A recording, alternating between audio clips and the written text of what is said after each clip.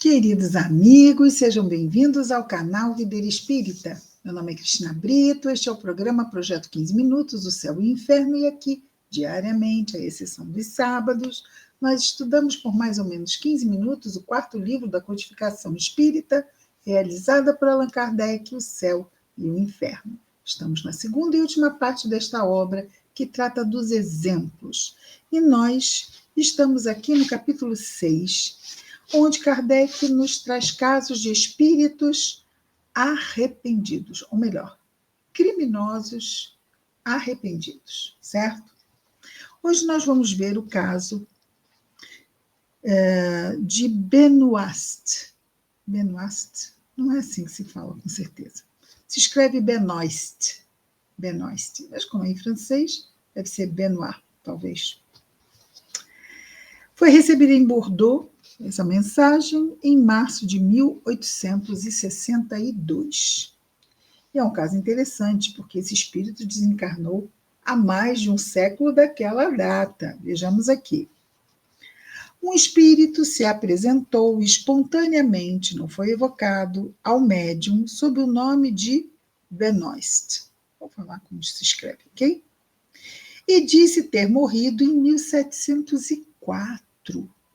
Quase 150 anos antes da publicação, melhor, 150 anos antes da publicação desse livro. Mais de 150 anos. Ele morreu em 1704 e tem suportado horríveis sofrimentos. Primeira pergunta: que éreis quando vivo? Resposta: monge sem fé.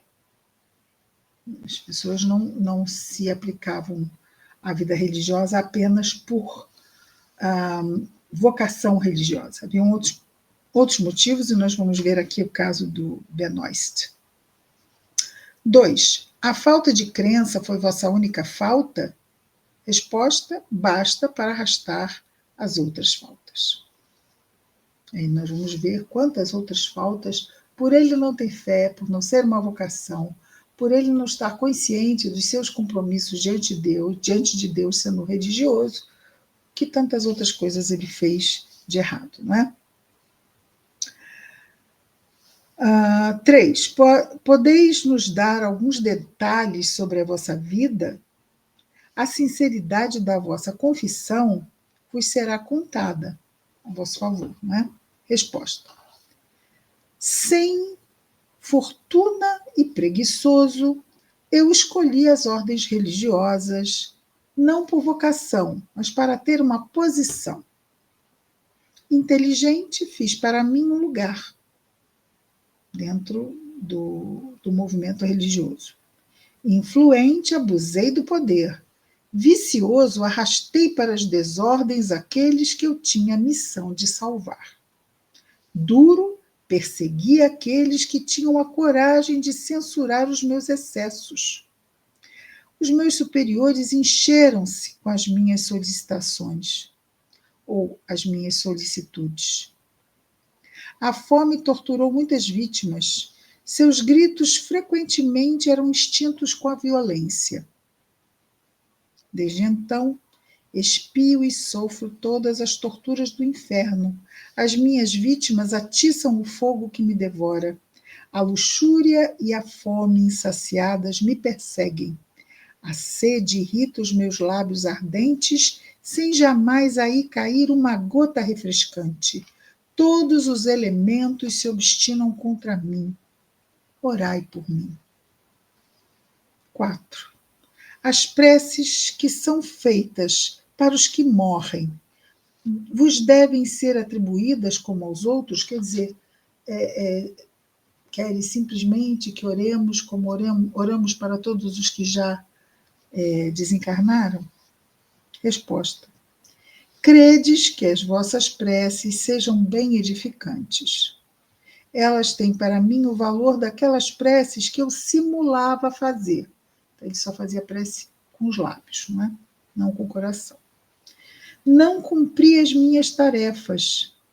Dela não encontro salário. Ou seja, das tarefas que não cumpriu, obviamente ele não encontra salário, ou seja, ele não encontra consequências positivas quando o que ele fez não foi positivo.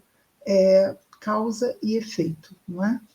Semeadura e colheita. 5. Nunca vos arrependestes? Resposta: me arrependi há muito tempo. 150 anos desencarnado, lembro? Mas não veio senão depois do sofrimento.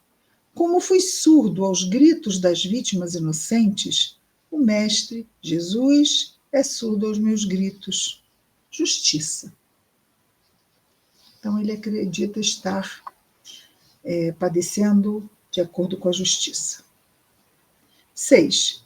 Reconheceis a justiça do Senhor. Confiai-vos a bondade do Senhor e rogai para que ele vos ajude.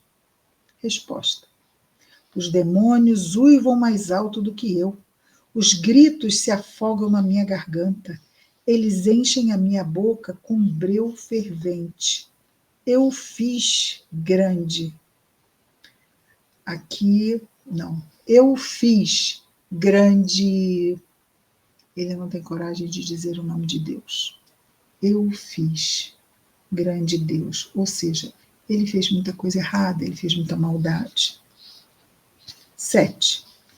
Não estáis ainda bastante separado das ideias terrestres para compreender que as torturas que suportais são todas morais? Resposta: eu as suporto, eu as sinto. Vejo os meus carrascos. Todos têm um rosto conhecido, todos têm um nome que retine, que ecoa no meu cérebro. 8. O que pôde vos empurrar para todas essas infâmias? Resposta: os vícios, dos quais estava imbuído, a brutalidade das paixões. 9. Nunca implorastes a assistência dos bons espíritos para vos ajudarem a sair dessa posição? Resposta: eu não vejo senão os demônios do inferno. Interessante, né? Ele está há mais de 50 anos nessa condição e não ora.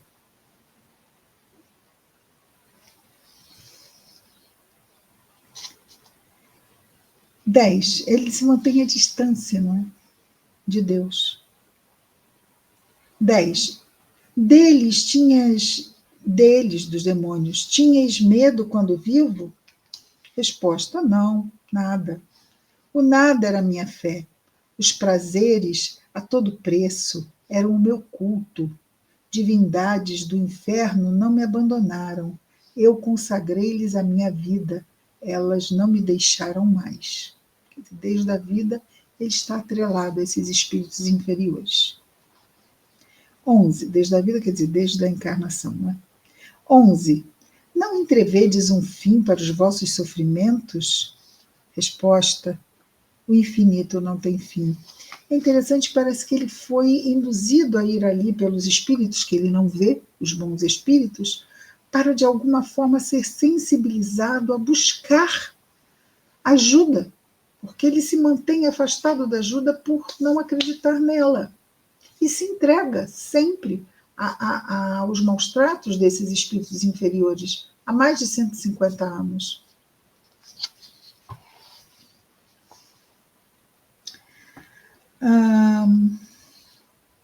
12. Deus é infinito em sua misericórdia. Tudo pode ter um fim quando ele o quer. Resposta: se eu pudesse querer, onde está afastado da possibilidade de se ajudar, porque ele tem que querer, né? Ele tem que colocar a vontade dele a benefício da ajuda que ele precisa. 13. Por que viestes vos inscrever aqui? Resposta: eu não sei como, mas quis falar como queria gritar para me aliviar. Foi levado até ali, né? Não sabe como. 14. Os vossos demônios não vos impediram de escrever? Resposta: não. Mas estão diante de mim, me esperam. Por isso não gostaria de acabar. Porque enquanto ele está ali, ele está aliviado. Veja, eles esperam por quê? Porque ele não está sozinho, ele está muito bem acompanhado para ter chegado ali. 15. É a primeira vez que escreveis assim? Resposta: sim. Sabíeis, pergunta, que os espíritos podem se aproximar assim dos homens? Ou seja, dos encarnados? Resposta: não. Como, pois, pôde compreendê-lo? Pergunta. Como, pois, pôde compreendê-lo? Se ele não sabia, como é que isso se deu nele? Resposta: eu não sei. De novo, parece que alguém simplesmente o encaminhou. 16. Que sentistes para vir perto de mim? Resposta: o entorpecimento dos meus terrores. 17. Como percebestes que estáveis aqui?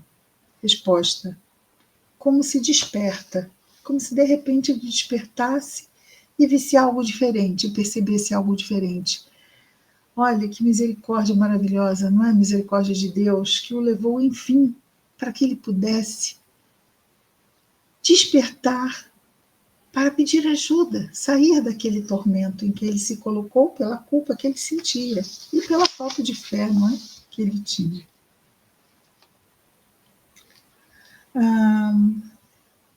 18. Como fizestes para vos pôr em relação comigo? Resposta: eu não compreendo. Mas não sentistes tu? Ele não sabe como, mas o médium sentiu e ele estava ali e tudo se deu de uma forma bem natural. 19. Não se trata de mim, pergunta, mas de vós. Tratai de dar-vos conta do que fizestes neste momento quando eu escrevo. Resposta: é o meu pensamento, estudo. Ele pensa e o médium escreve. 20. Não tivestes a vontade de me fazer escrever? Resposta: não. Sou eu quem escreve, tu pensas por mim, diz o espírito. Quer dizer, ele faz o médium pensar, a coisa flui, flui. Ele pensa, o médium capta e o médium escreve. 21. Tratai de dar-vos tratai de vos dar conta, os bons espíritos que vos cercam, nisso vos ajudarão. Resposta: não, os anjos não vêm para esse inferno. Tu não estás só? Não vem para esse inferno. Pergunta: tu não estás só? Vede ao vosso redor. Resposta: sinto que me ajudam a pensar em ti. Tua mão me obedece. Eu não toco em ti. E eu te tomo. Não compreendo. Ligação fluídica ali, favorecida também pela presença dos espíritos. Mas se dá muito, de novo, naturalmente, porque eles estão ali secundando todo o processo que se dá naquele momento. 21, não, 22. Pedi assistência de vossos protetores, iremos orar juntos. Resposta: quereis me deixar? Fique comigo, eles vão me retomar. Peço-te isso, fica. 23. Eu não posso permanecer por muito tempo. Retornai todos os dias. Oraremos juntos e os bons espíritos vos ajudarão. Resposta: sim, quero a minha graça. Pedi por mim. Eu não posso. Ele ainda não consegue orar sozinho. E o guia do médium diz, o guia do médium se chama Polan. Diz o seguinte, o guia do médium, ok? Esclarecendo um pouco mais, ou melhor aqui, ok? O guia do médium, através do médium, fala ao espírito. Coragem, meu filho, ser-lhe-á concedido o que pedes, mas a expiação ainda está longe de terminar. As atrocidades que cometeu são sem nome e sem número, e é tanto mais culpado porque tinha inteligência, a instrução e a luz para se guiar. Faliu, pois, com conhecimento de causa. Também os seus sofrimentos são terríveis, mas com o socorro da prece eles se abrandarão, porque será o fim possível e a esperança o sustentará. Deus o vê no caminho do arrependimento. Ele deu a graça de poder se comunicar a fim de que seja encorajado e sustentado. Pensa, pois, frequentemente nele. Ou seja, aqui falando ao médium, não é? Pensa, pois, frequentemente nele, deixamo-lo contigo, para fortificar-se nas boas resoluções que poderá tomar com a ajuda dos teus conselhos. Ao arrependimento sucederá nele o desejo da reparação. Será então que ele mesmo pedirá uma nova existência sobre a terra para praticar o bem no lugar do mal que fez. E quando Deus estiver satisfeito com ele e vê-lo bem fortalecido, falo-á entrever as divinas claridades que conduzirão ao porto da salvação e recebê-lo-á em seu seio, como filho pródigo. Tem confiança, nós te ajudaremos a cumprir a tua obra.